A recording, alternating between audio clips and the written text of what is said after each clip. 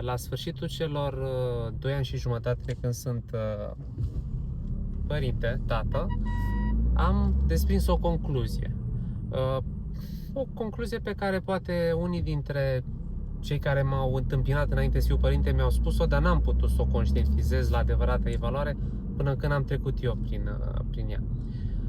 Tu, ca și tată, sau ca și mamă, sau ca și om care ai grijă de un copil, da, complet dependent de tine, cum este un bebeluș sau un toddler, cum zic americanii, tu ești cel care îl amprentezi pe copilul ăla.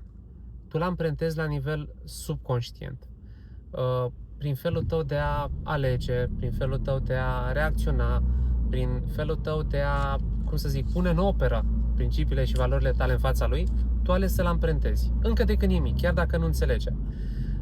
E foarte important să înțelegi asta, pentru că atunci când devii părinte, dincolo de faptul că este o provocare de zi cu zi, să încerci să te strunești, să cumva te restrângi ca să-i fie lui bine, să faci aceste sacrificii de a aduce în prim planul vieții tale un copil complet dependent de tine și de a îi satisface nevoile, nu?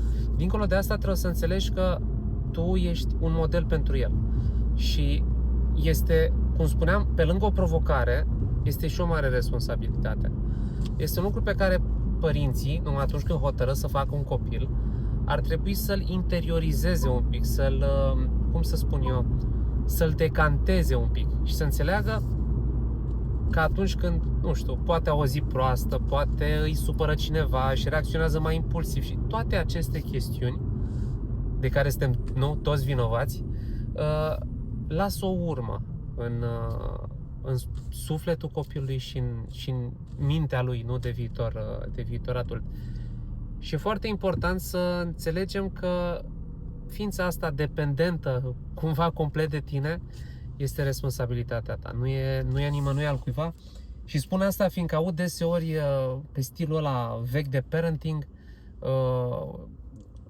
explicația cum că, sau teoria părinților cum că, știi, eu te-am făcut, eu te cresc, tu mi-ești dator și eu sunt cumva așa pus pe o treaptă superioară, pe un piedestal în fața copilului, nu pledez nici ca să fii pe picior de egalitate cu el, dar nici de cum pentru stilul ăla, din punctul meu de vedere, obtuz de parenting, prin care tu spui că l-ai crescut pe copil și reproșezi asta.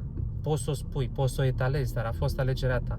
Și e foarte important ca fiecare dintre noi, atunci când hotărăște să intre într-o comuniune, să-și întemeieze o familie,